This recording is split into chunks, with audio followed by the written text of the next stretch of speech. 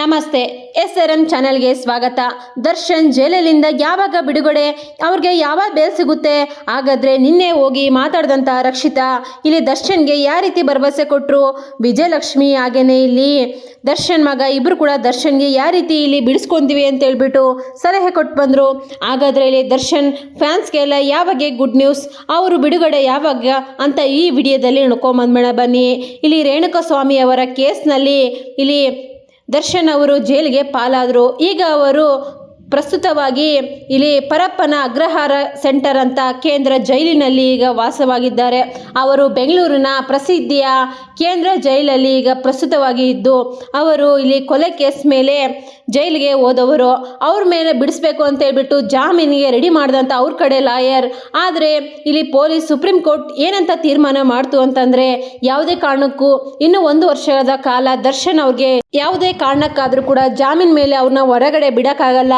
ಅದಕ್ಕೋಸ್ಕರ ನೀವು ಈಗಲಿಂದ ಜಾಮೀನು ನೀವು ಹೊರದಿನ ಒಪ್ಪಿಸಿದರೆ ಕೂಡ ಅದನ್ನು ನಾವು ತಿರಸ್ಕರಿಸ್ತೀವಿ. ನೀವು 1 ವರ್ಷದ ನಂತರ ಜಾಮೀನನ್ನ ಹೊರದಿನ ಒಪ್ಪಿಸಿ ಅಂತ ಹೇಳ್ಬಿಟ್ಟು ಸುಪ್ರೀಂ ಕೋರ್ಟ್ ಹೇಳ್ತು. ಅದನ್ನೆಲ್ಲ ಕೇಳಿಬಿಟ್ಟು ಇಲ್ಲಿ ಜಯಲಕ್ಷ್ಮಿ ಆಗಿರ್ಬೋದು, ಹಾಗೇನೆ ಇಲ್ಲಿ ದರ್ಶನ್ ಆಗಿರ್ಬೋದು ತುಂಬಾ ಸಂಕಟಪಟ್ಟರು. ಹಾಗೇನೆ ಇಲ್ಲಿ ಎಲ್ಲರೂ ಕೂಡ ಇಲ್ಲಿ ದರ್ಶನ್ ಕಡೆ ಫ್ಯಾನ್ಸ್ ಕೂಡ ಹೌದು ಈ ರೀತಿ ಮಾಡಬಾರ್ದಿತ್ತು ಅಂತ ಹೇಳ್ಬಿಟ್ಟು ಎಲ್ಲರೂ ಕೂಡ ಪ್ರತಿವಾದ ಕೂಡ ನಡೀತು. ಆದರೆ ಇದರಲ್ಲಿ ಸುಪ್ರೀಂ ಕೋರ್ಟ್ದು ಏನಿದೆ ಅಂತ ನೋಡ್ಕೊಂಬಂದ್ಬಿಡ ಬನ್ನಿ. ಇಲ್ಲಿ ಸುಪ್ರೀಂ ಕೋರ್ಟ್ ಹೇಳಿರುವ ಪ್ರಕಾರ ಅವ್ರಿಗೆ ಪರ್ಮನೆಂಟ್ ಆಗಿ ಇಲ್ಲಿ ಜಾಮೀನು ಸಿಗಲ್ಲ ಅಂತ ಹೇಳಿಲ್ಲ. ಆದರೆ 1 ವರ್ಷದ ಮಟ್ಟಿಗೆ ಅವರು ಸುಮ್ಮನೆ ಇರಬೇಕು. 1 ವರ್ಷ ಆದಮೇಲೆ ಬೇಕಾದರೆ ಜಾಮೀನು ಹಾಕಿದರೆ ಅದ್ರ ಬಗ್ಗೆ ನಾವು ಬೇರೆ ಥರ ಯೋಚನೆ ಮಾಡ್ತೀವಿ, ಆಗ ನೀವು ಜಾಮೀನು ಸಲ್ಲಿಸೋಕ್ಕೆ ನಿಮಗೆ ಅವಕಾಶ ಇರುತ್ತೆ. ಆದರೆ ಇನ್ನೂ 1 ವರ್ಷ ಕಾಲ ಯಾವುದೇ ಕಾರಣಕ್ಕೂ ನೀವು ಜಾಮೀನಿನ ಇಲ್ಲಿ ವರದಿ ಒಪ್ಪಿಸುವ ಥರ ಇಲ್ಲ ಅಂತ ಹೇಳ್ಬಿಟ್ಟು ಇಲ್ಲಿ ಸುಪ್ರೀಂ ಕೋರ್ಟ್ ವರದಿ ಕೊಡ್ತು. ಅದೇ ರೀತಿಯೇ ನಿನ್ನೆ ರಕ್ಷಿತಾ ಅವರು ದರ್ಶನ್ ಅವ್ರನ್ನ ಮೀಟ್ ಮಾಡಿ ಬಂದಿರುವಂಥ ಪ್ರಕರಣ ಇಲ್ಲಿ ಹೊರಬಿದ್ದಿದೆ. ಇಲ್ಲಿ ದರ್ಶನ್ ಒಳಗಡೆ ಇದ್ದರೆ ಕೂಡ ಇಲ್ಲಿ ಯಾವುದೇ ಕಾರಣಕ್ಕೂ ರಕ್ಷಿತಾ ಆಗಿರ್ಬೋದು, ಪ್ರೇಮ್ ಆಗಿರ್ಬೋದು ಇಬ್ಬರು ಕೂಡ ಸ್ವಲ್ಪ ದಿನಗಳ ಕಾಲ ದರ್ಶನ್ನ ಭೇಟಿ ಮಾಡಕ್ಕೆ ಬಂದಿಲ್ಲ ಅಂತ ಎಲ್ಲರೂ ಕೂಡ ಇಲ್ಲಿ ರೂಪರ್ಗಳನ್ನ ಎಬ್ಬಿಸ್ತಾ ಇದ್ರು. ಅದೇ ರೀತಿಯೇ ನಿನ್ನೆ ಇಲ್ಲಿ ರಕ್ಷಿತ್ ಹಾಗೇನೆ ಇಲ್ಲಿ ಪ್ರೇಮ್ ಇಬ್ಬರು ಕೂಡ ದರ್ಶನ್ನ ಭೇಟಿ ಮಾಡಿರುವ ಸಂಗತಿ ಎಲ್ಲರೂ ಕೂಡ ಖುಷಿದಾಯಕವಾದ ಸಂಗತಿನೇ ಆಗಿದೆ. ಇಲ್ಲಿ ದರ್ಶನ್ ಕೂಡ ಆಗ ಬೇಲಿನಲ್ಲಿ ಸ್ವಲ್ಪ ದಿನ ಹೊರಗಡೆ ಬಂದಾಗೆ ಪ್ರೇಮ್ ಅವರ ತಮ್ಮ ಮದುವೆಗೆ ಇಲ್ಲಿ ಅವರು ಕೂಡ ಗೈರು ಹಾಜರಿಯಾಗಿದ್ರು.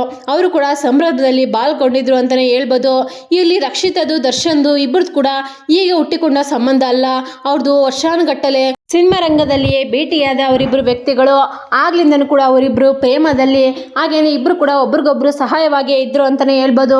ಅದೇ ರೀತಿಯೇ ನಿನ್ನೆ ಭೇಟಿ ಮಾಡಿ ಇಲ್ಲಿ ರಕ್ಷಿತಾ ಅವರು ಹೇಳಿದ್ದಾರೆ ಮಾಧ್ಯಮದಲ್ಲಿ, ಇಲ್ಲಿ ಯಾರು ಕೂಡ ಕಾನೂನನ್ನ ಎದುರಿಸೋಕ್ಕಾಗಲ್ಲ, ಕಾನೂನು ಮಾತನ್ನ ಎಲ್ಲರೂ ಕೂಡ ಕೇಳಬೇಕಾಗುತ್ತೆ ಅಂತ ಹೇಳಿದ್ದಾರೆ.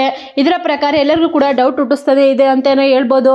ಹಾಗಾದರೆ ಇಲ್ಲಿ ದರ್ಶನ್ ಇನ್ನು 1 ವರ್ಷದ ಕಾಲ ಹೊರಗಡೆ ಬರೋಕ್ಕೆ ಸಾಧ್ಯನೇ ಇಲ್ಲವಾ? ಹೌದು, ಇಲ್ಲಿ ದರ್ಶನ್ ಮಾತ್ರ 1 ವರ್ಷಗಳ ಕಾಲ ಇನ್ನು ಹೊರಗಡೆ ಬರೋಕ್ಕೆ ಯಾರೇ ಏನೇ ಮಾಡಿದ್ರೆ ಕೂಡ ಸಾಧ್ಯ ಇಲ್ಲ ಅಂತಲೇ ಇಲ್ಲಿ ಸುಪ್ರೀಂ ಕೋರ್ಟ್ ವರದಿ ನೀಡಿದೆ. ಯಾಕಂತಂದರೆ ಜಾಮೀನಿನ ಅವ್ರದ್ದು ಅವಶ್ಯಕತೆಗಳು ಹಾಗೆಯೇ ಅವರು ಅಪ್ಲಿಕೇಶನ್ಸ್ ಎಲ್ಲ ಆಲ್ರೆಡಿ ಕಂಪ್ಲೀಟ್ ಆಗಿದ್ದು, ಈಗ ಅವ್ರಿಗೆ 1 ವರ್ಷದವರೆಗೂ ಯಾವುದು ಕೂಡ ಜಾಮೀನು ವರದಿ ಒಪ್ಪಿಸುವಂತಿಲ್ಲ. ಅದಾದಮೇಲೆ ಬೇಕಾದರೆ ಅವರು 1 ವರ್ಷದ ನಂತರ ಅವರು ಬೇಕಾದರೆ ಈ ಜಾಮೀನುಗಳನ್ನ ಅವರು ಮತ್ತೆ ಇದು ಮಾಡ್ಬೋದು, ಹಾಕ್ಬೋದು. ಆಗ ಬೇಕಾದರೆ ಕೋರ್ಟು ಮನಸ್ಸನ್ನ ಚೇಂಜ್ ಮಾಡಿಬಿಟ್ಟು ಬೇಕಾದರೆ ಬೇಲ್ನ ಕೊಡ್ಬೋದು. ಆದರೆ ಅವರು 1 ವರ್ಷಗಳ ಕಾಲ ಯಾವುದೇ ಕಾರಣಕ್ಕೂ ಜಾಮೀನು ವಿಚಾರ ಎತ್ತುವಂತಿಲ್ಲ ಅಂತ ಹೇಳ್ಬಿಟ್ಟು ಇಲ್ಲಿ ಸುಪ್ರೀಂ ಕೋರ್ಟ್ ಖಂಡಿತವಾಗಿ ಹೇಳಿದೆ. ಹಾಗೆಯೇ ಇದನ್ನ ವಿಜಯಲಕ್ಷ್ಮಿ ಇಲ್ಲಿ ಆಗಾಗ ಗಂಡನ್ನು ಭೇಟಿ ನೀಡಿಬಿಟ್ಟು ದರ್ಶನ್ ಅವ್ರನ್ನ ಇಲ್ಲಿ ತಮ್ಗೇನಾದರೂ ಸುಳಿಬೇಕಾ, ತಮ್ಗೇನಾದರೂ ಅವಶ್ಯಕತೆ ಇದೆಯಾ, ಹಾಗಾದರೆ ಈ ಕೇಸಿಂದ ಹೆಂಗೆ ಹೊರಗಡೆ ಬರೋದು ಅದನ್ನೆಲ್ಲ ಡಿಸ್ಕಷನ್ ಮಾಡ್ತಾ ತಮ್ಮನ್ನ ದರ್ಶನ್ ಅವ್ರನ್ನ ಕೂಡ ನೋಡಿಕೊಂಡು ಹೋಗ್ತಾ ಇದ್ದಾರೆ ಅನ್ನೋ ಮಾಹಿತಿ ಕೂಡ ಇದೆ. ನಿನ್ನೆ ಇಲ್ಲಿ ರಕ್ಷಿತಾ ಹಾಗೇನೆ ವಿಜಯಲಕ್ಷ್ಮಿ ಇಬ್ಬರು ಕೂಡ ಬಂದಿದ್ದು, ಆದರೆ ರಕ್ಷಿತಾ ಬೇರೆ ಕಾರಲ್ಲಿ, ವಿಜಯಲಕ್ಷ್ಮಿ ಬೇರೆ ಕಾರಲ್ಲಿ, ವಿಜಯಲಕ್ಷ್ಮಿ ಬೇರೆ ಟೈಮಲ್ಲಿ, ಇಲ್ಲಿ ರಕ್ಷಿತಾ ಬೇರೆ ಟೈಮಲ್ಲಿ ಬಂದಿರೋದೆ ಎಲ್ಲರಿಗೆ ಇಲ್ಲಿ ವಿಚಾರ ಸ್ವಲ್ಪ ಭಯಂಕರವಾಗಿದೆ.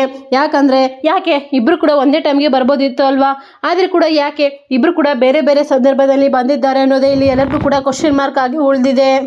ಇಲ್ಲಿ ವಿಜಯಲಕ್ಷ್ಮಿ ಹಾಗೇನೆ ಅವ್ರ ಮಗ ಇಬ್ಬರು ಕೂಡ ಬಂದ್ಬಿಟ್ಟು ದರ್ಶನ್ನ ಭೇಟಿ ಮಾಡ್ಕೊಂಡು ಹೋಗೋ ಸಂದರ್ಭದಲ್ಲಿ ಆಮೇಲೆ ರಕ್ಷಿತಾ ಕೂಡ ಬಂದ್ಬಿಟ್ಟು ದರ್ಶನ್ನ ಭೇಟಿ ಮಾಡ್ಕೊಂಡು ಹೋಗಿದ್ದಾರೆ. ಅದರಿಗೆ ಎಲ್ಲರಿಗೂ ಇಲ್ಲಿ ಕ್ಯೂರಿಯಾಸಿಟಿ ಇನ್ನೂ ಹೆಚ್ಚಾಗಿದೆ ಅಂತಲೇ ಹೇಳ್ಬೋದು. ಇದ್ರ ಪ್ರಕಾರ ಯಾವ್ದಾದ್ರು ಇಲ್ಲಿ ದರ್ಶನ್ ಹೊರಗಡೆ ಬಂದರೆ ಬರ್ಬೋದಾ, ದರ್ಶನ್ ಹೊರಗಡೆ ಬರೋದಕ್ಕೋಸ್ಕರ ಇವರೆಲ್ಲ ಇಷ್ಟೆಲ್ಲ ಪ್ಲಾನ್ ಮಾಡ್ತಾ ಇದ್ದಾರೆ ಅಂತ ಅಂದ್ಕೊಂಡಿದ್ದಾರೆ. ಆದರೆ ದರ್ಶನ್ ಮಾತ್ರ ಯಾವುದೇ ಕಾರಣಕ್ಕೂ ಇನ್ನು 1 ವರ್ಷಗಳ ಕಾಲ ಅವ್ರು ಮಾತ್ರ ಹೊರಗಡೆ ಬರೋಕ್ಕೆ ಸಾಧ್ಯನೇ ಇಲ್ಲ ಅಂತ ಹೇಳ್ಬಿಟ್ಟು ಸುಪ್ರೀಂ ಕೋರ್ಟ್ ಆಲ್ರೆಡಿ ಆದೇಶವನ್ನು ನೀಡಿದೆ. ಅದೇ ರೀತಿಯೇ ಇಲ್ಲಿ ಸುಪ್ರೀಂ ಕೋರ್ಟ್ ಕೂಡ ಯಾವುದೇ ಒಂದು ಇದು ಕೂಡ ಇಲ್ಲ. ಅದು ಹೇಳಿದೆ ಸ್ವಲ್ಪ ಸಮಯವನ್ನು ನಾವು ತೆಗೆದುಕೊತೀವಿ, ಅದಾದಮೇಲೆ ನೀವು ಇಲ್ಲಿ ಅರ್ಜಿಯನ್ನು ಇದು ಮಾಡಿ ಅಷ್ಟುವರೆಗೂ ಸ್ವಲ್ಪ ತಡವಾಗಿ ಇದು ನಿಧಾನಕ್ಕೆಲ್ಲ ಮಾಡಿ ಅಂತ ಹೇಳ್ಬಿಟ್ಟು ಇಲ್ಲಿ ಸುಪ್ರೀಂ ಕೋರ್ಟ್ ವರದಿ ಕೊಟ್ಟಿದೆ. ಆದರೆ ಇದನ್ನು ಸಹಿಸ್ಕೊಳ್ಳೋಕ್ಕಾಗದಿರೋ ವಿಜಯಲಕ್ಷ್ಮಿ ಹಾಗೆ ದರ್ಶನ್ ಇಬ್ಬರು ಏನಂತ ಹೇಳಿದರು ಅಂತಂದರೆ, ಮತ್ತೆ ಇಲ್ಲಿ ಲಾಯರ್ ಹಿಂದ್ಗಡೆ ಅವ್ರ ಲಾಯರ್ ಹಿಂದ್ಗಡೆ ಇಲ್ಲಿ ಮತ್ತೆ ನೋಟಿಸ್ನ ಕಳಿಸ್ತು. ನೀವು ಈ ರೀತಿ ಮಾಡಿದರೆ ಯಾವ ರೀತಿ 1 ವರ್ಷದವರೆಗೂ ಟೈಮ್ ತಗೊಂಡ್ರೆ ನಾವು ಈಗಲೇ ಈಗ ನಾವು ಜಾಮೀನು ಮಾಡೋಕ್ಕೆ ಅವಶ್ಯಕತೆ ನೀವು ಈಗ ನಮಗಿದೆ, ಆದರೆ ನೀವು ಅದಕ್ಕೆ ಅವಕಾಶ ಮಾಡಿಕೊಡ್ಲಿಲ್ಲ ಅಂದರೆ ಯಾವ ರೀತಿ ಅಂತ ಹೇಳ್ಬಿಟ್ಟು ಇಲ್ಲಿ ದರ್ಶನ್ ಹಾಗೇನೆ ಇಲ್ಲಿ ವಿಜಯಲಕ್ಷ್ಮಿ ವಕೀಲರು ಕೇಳ್ತಾರೆ. ಆಗ ಇಲ್ಲಿ ಸುಪ್ರೀಂ ಕೋರ್ಟು ಮತ್ತೆ ಹೇಳುತ್ತೆ, ನಾನು ಆಲ್ರೆಡಿ ಹೇಳಿದ್ದೀವಲ್ವ, ಯಾವುದೇ ಕಾರಣಕ್ಕೂ 1 ವರ್ಷದವರೆಗೂ ನೀವು ಜಾಮೀನು ಅದ್ರ ಬಗ್ಗೆ ನೀವು ಮಾತಾಡೋದರ ಇಲ್ಲ, ನೀವು ಮಾಡಿರೋದು ಕೊಲೆ ಕೇಸ್ ಮೇಲೆ ಇಲ್ಲಿ ಹೊರಗಡೆ ಆಗಿರೋದು, ಅದಕ್ಕೋಸ್ಕರ ಇಲ್ಲಿ ಅಂತ ಹೇಳ್ಬಿಟ್ಟು ಇಲ್ಲಿ ಹೇಳುತ್ತೆ. ದರ್ಶನ್ ಇದನ್ನು ಕೇಳಿಬಿಟ್ಟು ಸ್ವಲ್ಪ ಬೇಜಾರು ಮಾಡಿಕೊಂಡು ವಿಜಯಲಕ್ಷ್ಮಿ ಕೂಡ ಇದನ್ನು ಕೇಳಿಸ್ಕೊಂಡು ಬೇಜಾರು ಮಾಡಿಕೊಂಡು ಇಬ್ಬರು ಕೂಡ ಸುಮ್ಮನಾಗ್ತಾರೆ. ಅಷ್ಟೊತ್ತಿಗೆ ಇಲ್ಲಿ ರಕ್ಷಿತನು ಕೂಡ ಏನಾದರೂ ಹೆಲ್ಪ್ ಮಾಡ್ಬೋದು ಅಂತ ಹೇಳ್ಬಿಟ್ಟು ಎಲ್ಲರೂ ಕೂಡ ಎಕ್ಸ್ಪೆಕ್ಟೇಷನ್ಸಲ್ಲಿ ಜನರೆಲ್ಲ ಇರ್ತಾರೆ. ಆದರೆ ಇಲ್ಲಿ ರಕ್ಷಿತ್ ಅವರು ಹೇಳಿರೋ ಪ್ರಕಾರ ಕಾನೂನು ಮುಂದ್ಗಡೆ ಯಾರು ಕೂಡ ಇಲ್ಲಿ ಇದು ಮಾಡೋಕ್ಕಾಗಲ್ಲ, ಎಲ್ಲರೂ ಕೂಡ ಸಮಾನರೇ, ಎಲ್ಲರೂ ಕೂಡ ತಲೆ ಬಾಗಿಸ್ಬೇಕಾಗಿದೆ ಅಂತ ಹೇಳ್ಬಿಟ್ಟು ರಕ್ಷಿತ್ ಅವರು ಹೇಳಿದ್ದಾರೆ. ಅದನ್ನು ಕೇಳಿಸ್ಕೊಂಡು ಇನ್ನು ಎಲ್ಲರೂ ಕೂಡ ತುಂಬಾ ಟೆನ್ಷನ್ ಆಗಿದ್ದಾರೆ. ಹಾಗಾದರೆ ಇಲ್ಲಿ ದರ್ಶನ್ಗೆ ಏನು ಕೂಡ ಹೆಲ್ಪ್ ಮಾಡೋಕ್ಕಾಗಲ್ಲ ಅಂತ ಇಂಡೈರೆಕ್ಟ್ ಆಗಿ ರಕ್ಷಿತ್ ಅವರು ಹೇಳಿರೋದು ಇಲ್ಲಿ ಕಾಣಿಸ್ತಾನೆ ಇರ್ಬೋದು. ಅದೇ ರೀತಿಯೇ ಇಲ್ಲಿ ಈಗ ದರ್ಶನ್ ಅವರು ಆಗ ಹೊರಗಡೆ ಬಂದಾಗ ಕೂಡ ಇಲ್ಲಿ ಸ್ವಲ್ಪ ರಕ್ಷಿತ್ ಅವ್ರನ್ನ ಮೀಟ್ ಮಾಡಿಬಿಟ್ಟು ಅವರು ಕೂಡ ಸ್ವಲ್ಪ ಕನ್ವರ್ಜೇಷನ್ನ ನಡೆಸಿದ್ದಾರೆ ಆ ಕೇಸ್ ಬಗ್ಗೆ. ಆದರೆ ಇಲ್ಲಿ ಯಾರು ಏನು ಮಾಡೋಕ್ಕಾಗಲ್ಲ, ಕಾನೂನು ಮುಂದ್ಗಡೆ ಎಲ್ಲರೂ ಕೂಡ ಸಮಾನರೇ. ಅಲ್ಲಿ ಸುಪ್ರೀಂ ಕೋರ್ಟ್ ಆದೇಶ ಕೊಟ್ಟ ಮೇಲೆ ಆಯಿತು, ಇನ್ನು ಅದು 1 ವರ್ಷದವರೆಗೂ ಯಾರು ಕೂಡ ಏನು ಮಾಡೋಕ್ಕಾಗಲ್ಲ ಅಂತ ಹೇಳ್ಬಿಟ್ಟು ಈಗ ವಕೀಲರು ಕೂಡ ಸ್ಪಷ್ಟತೆ ನೀಡಿದ್ದಾರೆ. ಇಲ್ಲಿ ಎಲ್ಲರೂ ಕೂಡ ಅಷ್ಟೇ, ಇಲ್ಲಿ ಕಾನೂನು ಅಂದರೆ ಕಾನೂನೇ ಅಲ್ವಾ. ಇಲ್ಲಿ ರೇಣುಕಾ ಸ್ವಾಮಿ ಅವರ ಮನೆಯವರು ಕೂಡ ಹೇಳಿದ್ದಾರೆ, ಯಾವುದೇ ಕಾರಣಕ್ಕೂ ದರ್ಶನ್ ಅವರು ಹೊರಗಡೆ ಮಾತ್ರ ಬರೋಕ್ಕೆ ಚಾನ್ಸೇ ಇಲ್ಲ, ಅವರು ನನ್ನ ಮಗನ್ನ ಕಿತ್ಕೊಂಡಿದ್ದಾರೆ ಅಂತ ಹೇಳ್ಬಿಟ್ಟು ಅವರ ಅಪ್ಪ ಕೂಡ ಹೇಳಿಕೆ ಕೊಟ್ಟಿದ್ದಾರೆ. ಅದೇ ರೀತಿಯೇ ಇಲ್ಲಿ ಕಾದು ನೋಡಬೇಕಾಗಿದೆ, ದರ್ಶನ್ನ ಯಾರಾದರೂ ಇಲ್ಲಿ ಹೊರಗಡೆ ತರೋಕ್ಕೆ ಹೆಲ್ಪ್ ಮಾಡ್ತಾರಾ ಅಂತ ಹೇಳ್ಬಿಟ್ಟು. ಇಲ್ಲಿ ವಿಜಯಲಕ್ಷ್ಮಿ ಅಂತ ತುಂಬಾ ಸಕ್ಕಸ್ ಮಾಡ್ತಾ ಇದ್ದಾಳೆ ಅಂತಲೇ ಹೇಳ್ಬೋದು. ತನ್ನ ಗಂಡನ ಇಲ್ಲಿ ಹೊರಗಡೆ ಹೆಂಗಪ್ಪ ತರೋದು, ಅವ್ರನ್ನ ತರಬೇಕಂದ್ರೆ ಏನು ಮಾಡಬೇಕು ಅಂತ ಹೇಳ್ಬಿಟ್ಟು ಡೈಲಿ ತಿರುಗಾಡ್ತಾನೆ ಇದ್ದಾರೆ, ಕೋರ್ಟ್ಗೆ, ಮನೆಗೆ, ಪೊಲೀಸ್ ಸ್ಟೇಷನ್ಗೆ ಅಂತಲೇ ಹೇಳ್ಬೋದು. ಇಲ್ಲಿ ತಿಂಗಳಿಗೆ 1 ಟೈಮು 15 ದಿನಕ್ಕೆ 1 ಟೈಮು ದರ್ಶನ್ನ ಮೀಟ್ ಮಾಡೋಕ್ಕೆ ವಿಜಯಲಕ್ಷ್ಮಿ ಹಾಗೇನೆ ಅವ್ರ ಮಗ ಇಲ್ಲಿ ಇಬ್ಬರು ಕೂಡ ಬಂದುಬಿಟ್ಟು ದರ್ಶನ್ನ ಮೀಟ್ ಮಾಡ್ಕೊಂಡು ಹೋಗ್ತಾರೆ. ಹಾಗೆಯೇ ದರ್ಶನ್ಗೆ ಏನಾದರೂ ಊಟ ಅದು ಬೇಕಾದರೆ ರುಚಿಯಾಗಿ ಮನೆಯಿಂದನೇ ಮಾಡ್ಕೊಂಬರ್ತಾಳೆ ವಿಜಯಲಕ್ಷ್ಮಿ ಅಂತಲೇ ಹೇಳ್ಬೋದು. ಹಾಗೆಯೇ ಇಲ್ಲಿ ದರ್ಶನ್ ಮಾತ್ರ ಯಾರಿಗೂ ಕೂಡ ಏನು ಮಾತನ್ನು ಹೇಳ್ದೇನೆ ಈಗ ಮೌನವಾಗಿ ಸುಮ್ಮನೆ ಇದ್ದಾರೆ, ಏನಾಗುತ್ತೆ ನೋಡೋಣ ಅನ್ನೋ ರೀತಿಯೇ ಇದ್ದಾರೆ ಅಂತಲೇ ಹೇಳ್ಬೋದು. ಆದರೆ ಈಗ ಯಾವಾಗ ಇವ್ರಿಗೆ ಬೇಲ್ ಸಿಗುತ್ತೆ, ಹಾಗೆಯೇ ಇವ್ರು ಯಾವಾಗ ಹೊರಗೆ ಬಿಡ್ತಾರೆ ಅಂತ ಹೇಳ್ಬಿಟ್ಟು ಫ್ಯಾನ್ಸ್ಗೆ ಏನಾದರೂ ಹೇಳ್ಬೇಕಾದ್ರೆ ಇವರು ಮಾತ್ರ 1 ವರ್ಷದವರೆಗೂ ಹೊರಗಡೆ ಬರೋಕ್ಕೆ ಸಾಧ್ಯನೇ ಇಲ್ಲ. ಅವ್ರಿಗಿನ್ನೂ ಜಾಮೀನು ಅವ್ರದ್ದು ಅಪ್ಲಿಕೇಶನ್ ಇನ್ನು 1 ವರ್ಷದವರೆಗೂ ಓಪನ್ ಆಗಲ್ಲ. ಅದಾದಮೇಲೆ ಬೇಕಾದರೆ ಅವ್ರಿಗೆ ಅನುಮತಿ ಸಿಕ್ಕರೆ ಅವರು ಹೊರಗಡೆ ಬರ್ಬೋದು ಅನ್ನೋ ಸಾಧ್ಯತೆ ಈಗ ಹರಿದಾಡುತ್ತಿದೆ. ಹಾಗಾದರೆ ಇಲ್ಲಿ ಫ್ಯಾನ್ಸ್ ಎಲ್ಲ ಸ್ವಲ್ಪ ಡಲ್ ಆಗುವ ಸಂಗತಿ ಇಲ್ಲಿ ಕಾಣಿಸ್ತಾ ಇದೆ ಅಂತಲೇ ಹೇಳ್ಬೋದು. ಯಾಕಂತಂದರೆ ದರ್ಶನ್ ಈಗ ಹೊರಗಡೆ ಬರ್ತಾನೆ ಅಂತ ಹೇಳ್ಬಿಟ್ಟು ಎಷ್ಟು ಜನ ಈಗಲೂ ಕೂಡ ಕಾಯ್ತಾನೆ ಇದ್ದಾರೆ. ಆದರೆ ದರ್ಶನ್ ಅವರು ಮಾಡಿರೋ ತಪ್ಪು ಅಂತಿದ್ದದ್ದಲ್ಲ, ಅವರು ಒಂದು ಕೊಲೆ ಕೇಸ್ ಮೇಲೆ ಒಳಗಡೆ ಹೋಗಿರೋದು, ಅದಕ್ಕೋಸ್ಕರ ಆ ಥರ ಕೇಸ್ಗಳ ಮೇಲೆ ಸ್ವಲ್ಪ ಜಾಮೀನು ಸಿಗೋದು ಲೇಟ್ ಅಂತಲೇ ಹೇಳ್ಬೋದು.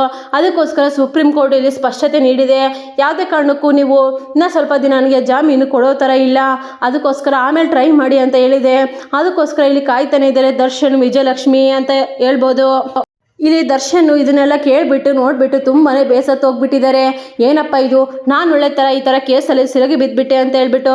ಆದರೆ ಇಲ್ಲಿ ಪರಪ್ಪನ ಅಗ್ರಹಾರ ಜೈಲು ಸ್ವಲ್ಪ ಸ್ಟ್ರಿಕ್ಟ್ ಅಂತಲೇ ಹೇಳ್ಬೋದು, ದರ್ಶನ್ ಅವ್ರಿಗೆ ಸಿಕ್ಕಿರುವಂಥ ಜೈಲು. ಅದಕ್ಕಾಗಿ ನೋಡಬೇಕು ಯಾವ ರೀತಿ ಆಗುತ್ತೆ ಅಂತ. ಇದಾಯಿತು ಫ್ರೆಂಡ್ಸ್ ಇವತ್ತಿನ ಬ್ರೇಕಿಂಗ್ ನ್ಯೂಸ್. ನಿಮಗೇನಾದರೂ ಈ ನ್ಯೂಸ್ ಇಷ್ಟ ಆದರೆ please like, share, comment. Thank you for watching.